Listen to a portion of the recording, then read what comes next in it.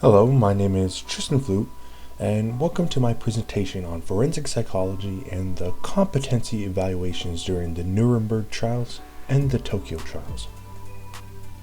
So we'll begin off with an explanation of competency evaluations, so what they are and what they're used for.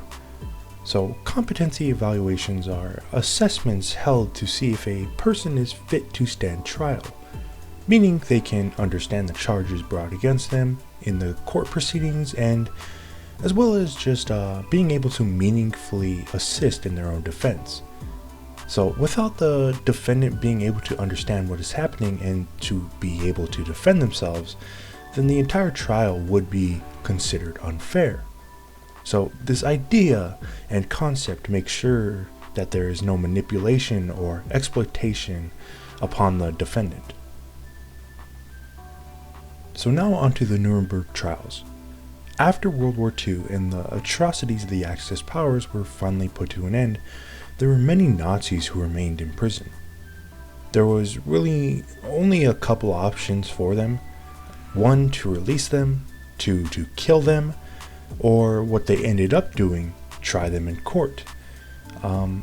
So using execution could be argued as fair, since Nazis did that, to their prisoners of war as well as the Japanese, but it was important to show that the Allied powers have a moral position and authority. So the Allied powers took those Nazis to court, and it was held in Nuremberg because it was mostly intact, unlike other German cities. But it was also a symbolic stance to hold it there, as Nuremberg was where many Nazi rallies and propaganda took place, so holding it there would be like a symbolic ending of the Nazi party, if only, it were that easy. It was also important to have the trials in order to fully bring out the truth of what the Nazis did exactly, and, have a record of it. So now we begin with the actual trials. And because there were 4 major countries involved in this, the United States of America, the United Kingdom, the Soviet Union, and France, they had to settle on what type of laws and charges to use against the Nazis. So they came up with the London Charter of International Tribunals, which laid out 3 crimes which the defendants might face.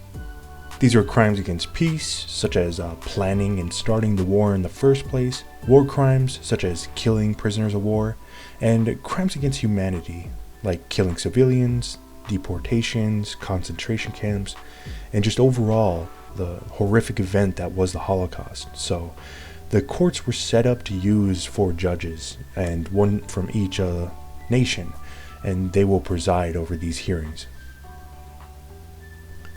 So, because the Nuremberg trials were done right after the end of the war, the tests that the psychiatrists used were quite limited. Mostly they had extensive interviews with the Nazi defendants and used tests like the Rorschach ink blot test and the thematic apperception test, both of which used similar means of exposing the subject to a stimuli to show their subconscious thoughts and emotions. The Rorschach test is used a lot to figure out the emotional thinking and personality of the subject. This test would be used a lot more in court cases later on, but there are always major debates of its validity during trials. The thematic apperception test is done by showing the subject a picture and asking them to create a story from that picture. In practice, this would reveal a person's emotions, personality, underlying motivations, and what drives them. So again, this would hopefully show why the Nazis did what they did, because just following orders was not a sufficient rebuttal, as military officers and soldiers have their own morality and judgment as to not comply with the horrific orders against civilians. Even Nazi officers would sometimes outright refuse to comply with Hitler's commands, so the psychiatrists involved made sure to study that part of Nazis. And again, this was during the end of World War II, so competency evaluations were not as evolved as they are today. So there were some prominent psychiatrists involved in evaluating the defendants.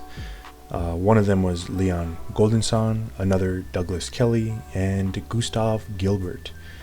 And while they were there to evaluate the competency of the defendants, they used this time to also try to understand the Nazis and what made them do what they did. Although it does seem that Gilbert and Kelly came to differing conclusions. Gilbert proposed that Nazis lacked empathy and that the lack of empathy is evil. His conclusion is something inherent within the Nazis because their actions were just too deplorable to really have morality and empathy, so really it was just an inherent evil in the Nazis.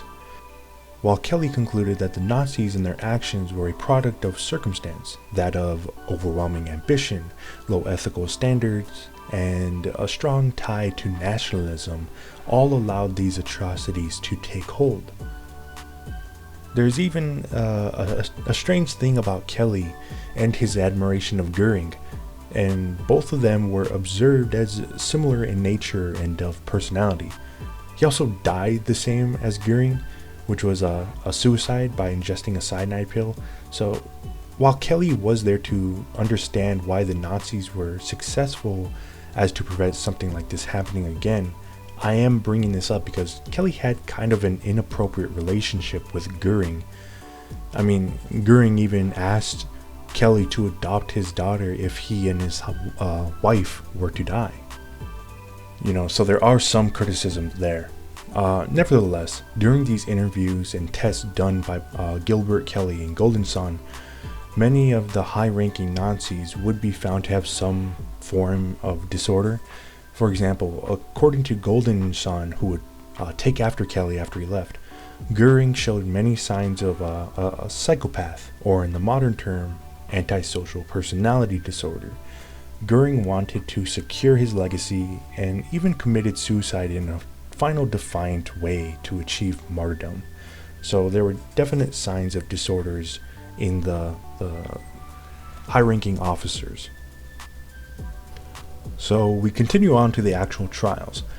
While the Nuremberg trials lasted up until 1949, the first year or so was where the most prominent cases took place, called the trials of the major war criminals. There were many prominent Nazi figures that were tried, basically anybody who was a part of the cabinet of Hitler's Third Reich, high commanding officers in the SS, or members of Hitler's Gestapo.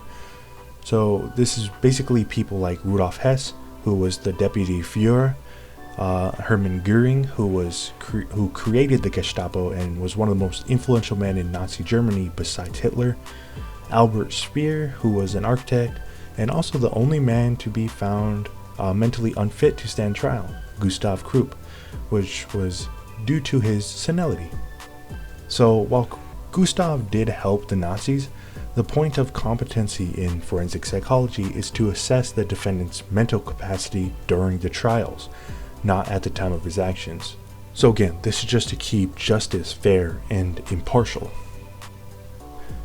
There was another person who tried to get off of the trials on competency-related issues, and that was Rudolf Hess, who was the deputy Führer for Adolf, who he shared a pretty close bond to. He tried to sway the military tribunal into believing that he was suffering from memory loss and argued he wasn't fit to stand trial because of it. But he was examined by the medical delegation sent from all 4 allied nations, and all of them were pretty unanimous that Hess wasn't a victim of insanity or anything, and was more likely suffering from hysterical amnesia, which we would call nowadays dissociative amnesia, meaning that the stress of the trials would be causing the memory loss if he really did have amnesia like he was claiming. But, eventually he would confess on November 30th, 1945, that he was faking the illness as a tactical move, after which he would be sentenced to life in prison. And overall, the Nuremberg trials ended in most of the officers convicted and sentenced to death. Some either renounced Hitler or simply apologized and got off with a lighter sentence. But overall, there was justice served towards most Nazi officers. And the next few years would be the subsequent Nuremberg trials, which convicted far more people than the main one. And now onto the Tokyo trials, which were the same as the Nuremberg trials in Germany. It was created to hold the Japanese accountable for their crimes they committed in World War II. and their crimes are just as horrific as the crimes Nazi Germany committed, and sometimes even worse. But in this trial, they used the same 3 charges for the defendants. These include crimes against peace, war crimes like Bataan Death March, and crimes against humanity, such as the unspeakable horrors they committed at Nanjing or the comfort women of Korea and China. Something that shouldn't be ignored in this trial is that Emperor Hirohito was never tried for any of these crimes, despite him being involved in them in one way or another, at least signing off or condoning the actions. So unlike in Germany, where there were people who would renounce Hitler, like the Hitler Youth leader, but both the Allied nations and the Japanese officials who were being tried kept all mentions of the emperor out of the trial, as to not implicate him for, any political purposes. For the U.S., it was probably they probably did this to keep some stability there, as they would try to rebuild Japan later on. So let's continue on with Shumei Okawa, who was found mentally unfit for the trials. During the trial, Shumei was seen hitting the former prime minister on the head and was later taken to the hospital for a psychiatric examination and was diagnosed with tertiary syphilis, which is the late stages of syphilis and can cause symptoms such as memory loss or personality changes. For my source, Philip L. Weiner, an article titled "Fitness Hearing in War Crime Cases from Nuremberg to Hague," quote, "After reviewing the findings of medical experts, the court held that Okawa had not recovered the intellectual capacity and judgment to make him capable of standing trial and of conducting his defense." End quote. So again, this is just going back to competency, which is the defendant's ability to speak to their lawyers and conduct and participate in their defense, understand the charges being brought forth upon them, and it is pretty uninvolved with the motive of crimes, only ever worrying about the mental capacity during the trials. So some afterthoughts I had as I was researching into this topic, because I knew very little of it despite it becoming more popular to talk about and a movie coming out about it. But I did find the crimes against humanity interesting, because we can all hopefully agree that the Holocaust was a terrible, terrible thing. It was a horrific tragedy that should have never happened.